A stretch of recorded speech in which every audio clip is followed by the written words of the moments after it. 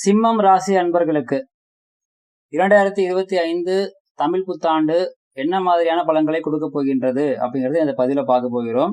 ஒரு புதிய முயற்சியாக சில உதாரண ஜாதகங்களை சொல்லி நற்பலங்கள் யாருக்கு கிடைக்கும், கெடுபலங்கள் யாருக்கு கிடைக்கும் அப்படிங்கிறத அதை பேஸ் பண்ணி உங்களுக்கு எக்ஸ்பிளைன் பண்ணிட்டு அதுக்கு பிறகு ராசிக்குண்டான பொதுவான பலன்களை பார்க்கலாம். ஏன்னா ராசியை பொறுத்தளவு மிக கடுமையான காலகட்டம் தான். அஷ்டம சனியினுடைய ஒரு முன்னோட்டமான ஒரு பீரியட் இப்போ ஸ்டார்ட் ஆயிருச்சு. அஷ்டம சனிங்கிறது 2026 மார்ச் மாசம் பாத்தீங்கன்னா திருநள்ளாறுல பாத்தீங்கன்னா நடக்கக்கூடிய சனிப்பெயர்ச்சி விழாவுக்கு பிறகு ஆரம்பிச்சாலுமே இப்பவே அதுக்கு உண்டான எல்லா முன்னோட்டமான பலன்களும், அதாவது அஷ்டம சனி காலகட்டத்துல உங்களுக்கு எப்படி இருக்கும் அப்படிங்கிறதுக்குரிய எல்லா விஷயங்களும் இப்பவே ஸ்டார்ட் ஆயிரும். இப்ப நீங்க செய்யக்கூடிய விஷயங்கள், இப்ப உங்களுக்கு நடக்கக்கூடிய விஷயங்கள் எல்லாமே அஷ்டம சனி காலகட்டத்துல பிரச்சனைகளாக அல்லது அதிக பிரச்சனைகளாக உருமாறக்கூடிய ஒரு அமைப்பு அப்படிங்கிறது இப்ப ஸ்டார்ட் ஆயிருக்குது. இந்த 2025லயே ஸ்டார்ட் ஆயிருச்சு. சரிங்களா? இது போக ஜென்மகேது அப்படிங்கிற அமைப்பு ராகுகேது பயிற்சி மூலியமாக வரப்போகின்றது.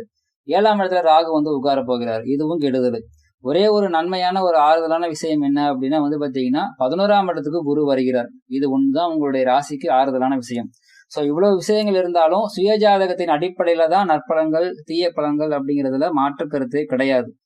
ஃபார் எக்ஸாம்பிள், சிம்ம ராசியில பிறந்த ஒரு 4 ஜாதகங்களை பாத்தீங்கன்னா ஜஸ்ட் ஜென்ரலா பார்க்கலாம். அதாவது ஃபார் எக்ஸாம்பிள் 1986 ஜூலை மாதத்தில் பிறந்துள்ள சிம்ம ராசி அன்பர்கள், நீங்க என்ன லக்னமா வேணா இருக்கலாம், என்ன நட்சத்திரமாக வேணா இருக்கலாம், எல்லாம் பாத்தீங்கன்னா உங்களுக்கு ஒரு தசாபுத்தி வேணா நடக்கலாம். ஆனா அஷ்டம சனியினுடைய தாக்கம் உங்களுக்கு நிச்சயமாக, அதே மாதிரி ஜென்மகேதுவனுடைய தாக்கம் நிச்சயமாக உங்களுக்கு அபவ் 80% மேல இருக்காது. ஜஸ்ட் ஒரு 20% மட்டும்தான் கெடுபலங்கள் இருக்கும். பயப்பட தேவையில்லை. இதுல மாற்று கருத்தே கிடையாது. இன்னொரு எக்ஸாம்பிள், 1982 மே மாதத்துல பிறந்திருக்கக்கூடிய சிம்மராசி அன்பர்களுக்கும் சரி, நீங்கள் என்ன நட்சத்திரமாகவோ அல்லது என்ன தசாபுத்தி நடந்துகிட்டு இருந்தாலும் அல்லது என்ன லக்னமா வேணா நீங்க இருக்கலாம், உங்களுக்கும் இந்த அஷ்டம சனி காலகட்டம் அப்படிங்கிறது, அஷ்டம சனி ரொம்ப கெடுதல்னாங்க, பயமுறுத்துனாங்க, ஆனா எனக்கு பெரிய லெவல்ல பாதிப்பு இல்லை அப்படிங்கிற மைண்ட் செட்டை கொடுக்கும். இல்லையா, நான் இப்ப பட்டுக்கிட்டு இருக்கிறது எனக்கு கஷ்டமா தெரியுது, ஆனா இதுவே எனக்கு கம்மி அப்படின்னா எனக்கு ரொம்ப சந்தோஷம்தான். ஏன்னா உங்களுக்கு இப்ப கரண்ட்லி அட்டன் பண்ணிட்டு இருக்கக்கூடிய ஒரு சூழ்நிலை ஆகட்டும், அடுத்த ஒரு 2 வருடங்களுக்கு இருக்கக்கூடிய சூழ்நிலை ஆகட்டும், ராகுகேது பேச்சினுடைய ஒரு பலங்கள் ஆகட்டும், எல்லாமே உங்களுக்கு பாத்தீங்கன்னா பிலோ 20% மட்டும்தான் உங்களுக்கு தொந்தரவு கொடுக்கும். 80% தொந்தரவு இருக்காது. அதே சமயம் நன்மையும் இருக்காது. சரிங்களா? முன்னேற்றமும் பெரிய லெவல்ல இருக்காது. கீழேயும் பெருசா விழமாட்டீங்க. அதாவது அடி கம்மியா தான் படும். அதுல மாற்று கருத்து இல்லை. அந்த அமைப்புல பாத்தீங்கன்னா சிம்மராசிக்காரர்கள் நான் சொன்ன இந்த 2 முக்கியமான வருடம் மாதத்துல பிறந்தவங்களுக்கு பொருந்தும். இது போக இப்ப கெடுதல், ஃபார் எக்ஸாம்பிள் 1989 ஆகஸ்ட் மாசத்துல பிறந்திருக்காங்க சிம்மராசிக்காரர்கள். 1980 பிப்ரவரி மாசத்துல பிறந்திருக்காங்க. ஐயோ பாவம், உங்களுக்கு அஷ்டம சனி, ஜென்மகேது, சப்தம ராகு அப்படிங்கிற எல்லா விஷயங்களும் பாத்தீங்கன்னா ரவுண்டு போட்டு, சரிங்களா, டைம் டேபிள் போட்டு எல்லாம் கிடையாது. டைம் டேபிள்லாம் அவங்க இஷ்டத்துக்கு அவங்க பாட்டு மாத்திக்கிட்டு இருப்பாங்க. நினைச்ச நேரத்துக்கு பாத்தீங்கன்னா குமாங்குத்து குத்திட்டு போவாங்க அப்படிங்கிற லெவலுக்கு பிரச்சனைகள் இருக்கும். சரிங்களா? திருமண வாழ்க்கையாகட்டும், பொருளாதாரம் ஆகட்டும், உடல்நிலை ஆகட்டும், எல்லா வகையிலையும் பாத்தீங்கன்னா அடி மேல அடி அப்படின்னு சொல்றதை விட பாத்தீங்கன்னா நிமிந்து கூட பாக்குறது கூட கேப்பு கிடையாது. சரிங்களா? அவ்வளவு பாத்தீங்கன்னா பிரச்சனைகளை பாத்தீங்கன்னா கொடுக்க போகின்றது. ஆனா முன்னாடியே சொன்ன மாதிரி லாபஸ்தானத்துல அமர்ந்திருக்கக்கூடிய குரு உங்களுடைய ராசிக்கு ஒரு பிளஸ் ஆன பாயிண்ட்னு சொன்னேன். அது என்ன பண்ணோம்னா கண்டிப்பாக இவ்வளவு அடியையும் தாங்கினதுக்கு அப்புறமும் உங்களுக்கு பாத்தீங்கன்னா அது ரெக்கவரி கொடுத்துரும். ஏன்னா உங்களுக்கு குரு பகவான் மட்டும்தான் இந்த காலகட்டத்துல பாத்தீங்கன்னா உங்களுக்கு கை கொடுத்து காப்பாற்ற போகிறார். அவர் 5ஆம் இடத்துக்கும் 8ஆம் இடத்துக்கும் அதிபதி. 8ஆம் இடத்துக்கு அதிபதி அப்படிங்கறதுனால பாத்தீங்கன்னா கடைசி நேரத்துல தான் காப்பாத்துவார். சரிங்களா? ஆரம்பத்திலேயே காப்பாத்துறதுக்காக கூப்பிட்டீங்கன்னா எந்த ஒரு பரிகாரமும் இந்த காலகட்டத்துல வேலை செய்யாது. எந்த கோவில் வழிபாடும் பெருசா வேலை செய்யாது. அந்த ஒரு கொடுமையான பீரியடாக நான் சொன்ன இந்த 2 ஜாதகக்காரர்களுக்கு இருக்கும். நீங்க என்ன ராசி அப்படிங்கிறது சிம்ம ராசி தான். ஆனா உங்களுடைய லக்னம் மாறுபடுகிறது, பிறந்த வருடம் பாத்தீங்கன்னா மாறுபடுகிறது, பிறந்த மாதம் மாறுபடுகிறது, நட்சத்திரம் மாறுபடலாம், தசாபுத்தி மாறுபடலாம். இது எல்லாமே பாத்தீங்கன்னா எப்படி இருந்தாலும் நான் சொன்ன இந்த பேட்டர்ன்ல வரும் பொழுது ஃபர்ஸ்ட் என்ன சொன்னா 2 ஜாதகம் நன்மை பெருசா இல்லைனாலும் தீமை கண்டிப்பாக பெரிய லெவல்ல இருக்காதுங்கிற கேட்டகரியில கொடுத்தேன். இப்ப கொடுத்துருக்கிறது பாத்தீங்கன்னா கெடுதல் மட்டும்தான் இருக்கும். நன்மை அப்படிங்கிறது பெரிய லெவல்ல, அதாவது பெரிய லெவல்னு சொல்ல முடியாது, சின்ன லெவல்ல கூட உங்களுக்கு கிடைக்காது அப்படிங்கிறதுல மாற்று கருத்து இல்லை. ஸோ இப்போ வந்து பாத்தீங்கன்னா உங்களுக்கு சிம்மம் ராசிக்குரிய தமிழ் புத்தாண்டு பலன்களை பார்க்கலாம். சிம்ம ராசியை பொறுத்தளவு வந்து பாத்தீங்கன்னா ஜென்ம கேது ரொம்ப ரொம்ப கடுமையான ஒரு காலகட்டம் இது. சரிங்களா? ஆன்மீக லைஃப் வாழ்றவங்களுக்கு மட்டும்தான் இந்த ஜென்ம கேது அப்படிங்கிறது நன்மையை அள்ளி கொண்டு வந்து கொடுக்கும்.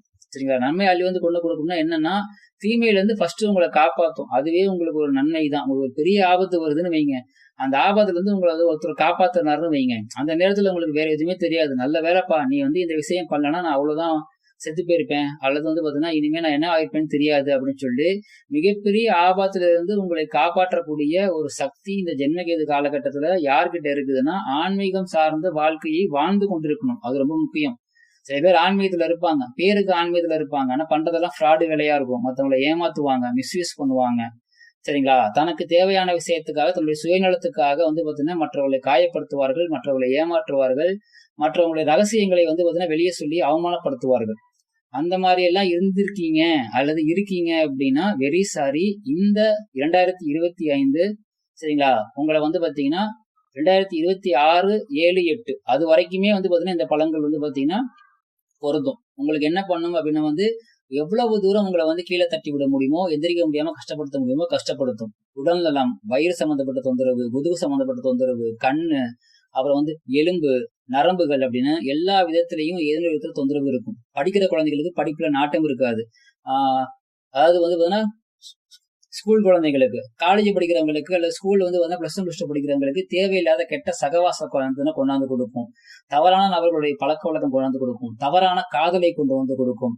சரிங்களா? நல்ல ஒரு மாணவன், ஒரு நல்ல மாணவி அப்படிங்கிறது வந்து பாத்தீங்கன்னா இப்படி ஒரு நபர்கிட்ட போய் வந்து பாத்தீங்கன்னா நான் போய் ஏமாந்துட்டேனே அப்படின்னு சொல்லி எதிர்காலத்துல வருத்தப்படக்கூடிய அளவுக்கு கெட்ட பலன்களை கொண்டு வந்து கொடுக்கும்.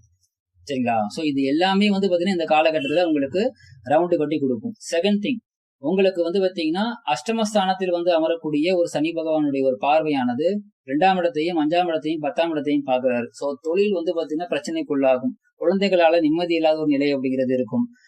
குடும்ப வருமானம் வந்து பாத்தீங்கன்னா பற்றாக்குறையாகும்.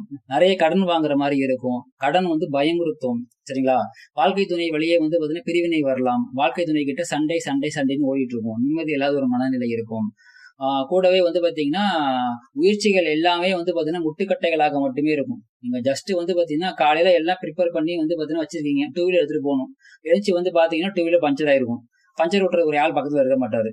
2 வீலர் பக்கத்துல இருக்காரன் கேட்கலான்னு பார்த்தா அவர் எழுச்சி வெளியே போயிருப்பாரு. சோ அது மாதிரி எல்லா விஷயங்களுமே முட்டுக்கட்டை மட்டுமே இருக்கும். சரிங்களா? இதுல ரொம்ப ரொம்ப நல்ல விஷயம், ஒரே ஒரு நல்ல விஷயம், அது ஒண்ணுதான் நல்ல விஷயம். குரு பகவான் 11ஆம் இடத்துல உட்கார்ந்து இருக்காங்க. 11ஆம் இடத்துல உட்கார்ந்துருக்கக்கூடிய குரு பகவான் வந்து பாத்தீங்கன்னா நீங்க முட்டி மோதி ரத்தம் ஒழுக அழுது உட்கார்ந்து புரண்டு இதுக்கு மேல என்னால எந்திரிக்க முடியாது அப்படின்னு சொல்லி நிலை வந்ததுக்கு அப்புறமா கவலைப்படாத, நான் உங்களை காப்பாத்துறேன் அப்படின்னு சொல்லிட்டு உங்களை கை கொடுத்து காப்பாத்திரும். சரிங்களா? அந்த நிலை வந்து எந்த ஒரு காலகட்டத்துல கிடைக்கும், எந்த லெவலுக்கு சப்போர்ட் கிடைக்கும். லைக் இப்ப வந்து பாத்தீங்கன்னா உங்களுக்கு வந்து ஒரு 10 லட்சம் ரூபாய் தேவை. உங்களுக்கு வந்து பாத்தீங்கன்னா ஒருத்தர் சப்போர்ட் பண்ண வராருன்னு வைங்க, அவர் எவ்வளவு கொடுப்பாரு? 10 லட்சத்தையும் கொடுத்துருவாரா? 5 லட்சம் கொடுப்பாரா? 2 லட்சம் கொடுத்துட்டு இப்போதைக்கு இவ்வளவு இருக்குதுப்பா, அட்ஜஸ்ட் பண்ணிக்குப்பா அப்படிங்கிற மாதிரி கொடுப்பாரா? சோ அவங்க கை கொடுப்பாரு அப்படிங்கிறதுல மாற்றுக்கிறது இல்ல.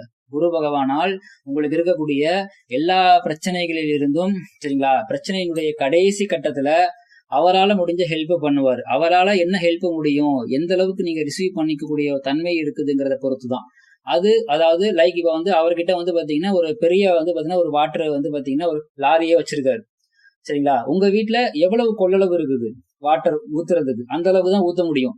அவர் வந்து பாத்தீங்கன்னா ஒரு லாரி ஃபுல்லா தண்ணி வச்சிருக்காரு அப்படிங்கிறதுக்காக லாரி தண்ணி அப்படியே கொண்டு வந்து உங்களுக்கு கொடுக்க முடியாது. புரியுதுங்களா? சோ அப்ப வந்து உங்களுடைய சுய ஜாதகம் எவ்வளவு தண்ணியை பெற்றுக்கொள்வதற்கு இருக்குதோ அவ்வளவு தண்ணியை தான் நீங்க ரிசீவ் பண்ணிக்க முடியும். அதே மாதிரி உங்களுடைய சுயஜாதகத்துல என்ன அமைப்புகள்ல எந்த பலன்கள் எவ்வளவு கிடைக்க பெறுவதற்கு நீங்கள் வந்து பாத்தீங்கன்னா உங்களுடைய சுயஜாதக கர்மா உங்களுக்கு அலோவ் பண்ணியிருக்குதோ அந்த அளவுக்கு தான் உங்களுக்கு ஹெல்ப் பண்ணுவார். அதாவது அதான் முன்னாடி சொன்ன மாதிரி 10 லட்ச ரூபாய் தேவையா, 10 லட்ச ரூபாயும் கொடுத்துருவாரா, 8 லட்சம் கொடுப்பாரா, 5 லட்சம் கொடுப்பாரா, அல்லது 1 லட்சம் மட்டும் கொடுப்பாரா அப்படிங்கிற எல்லா விஷயமும் ஒரு எக்ஸாம்பிளுக்கு சொல்லியிருக்கேன். சரிங்களா? முக்கியமாக இந்த காலகட்டத்துல 1989 ஒரு ஜாதகம் சொன்னேன். 1989 8ஆம் மாசத்துல பிறந்த ஒரு ஜாதகம். நல்லா கேட்டுக்கோங்க. இந்த காலகட்டத்துல உங்களுக்கு திருமண வாய்ப்புக்குள்ள நீங்க போகாம இருந்திருக்கீங்கன்னா ரொம்ப நல்லது. திருமண வாய்ப்புக்குள்ள இருந்திருக்கீங்க, ஒரு வாழ்க்கையில வாழ்ந்துட்டு இருக்கீங்கன்னா இந்த காலகட்டம், இந்த தமிழ் புத்தாண்டு வந்து பாத்தீங்கன்னா உங்களுடைய திருமண வாழ்க்கையில வந்து பாத்தீங்கன்னா மிகப்பெரிய ஒரு கேள்விக்குறியாக இருக்கும். ஒண்ணு உங்களுடைய வாழ்க்கை துணைக்கோ அல்லது உங்களுக்கோ மிகப்பெரிய லெவல்ல உடல்நலம் பாதிக்கப்படும்.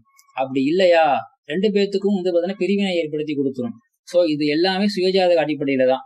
இதே பிளஸ்ஸா நான் எப்பவுமே இருக்குது, ஏற்கனவே சொன்னேன். சோ அப்ப உங்களுடைய சுயஜாதகத்துல உள்ள கிரகநிலை அமைப்புகள் சப்போர்ட் பண்ணுச்சுன்னா கண்டிப்பாக இந்த அஷ்டம சனியினுடைய தாக்கமாகட்டும், ஜென்மகேதுனுடைய தாக்கமாகட்டும், சப்தம ராகுடைய தாக்கமாகட்டும், எதுவுமே உங்களுக்கு வந்து பாத்தீங்கன்னா பெரிய லெவல்ல இம்பாக்ட் பண்ணாது.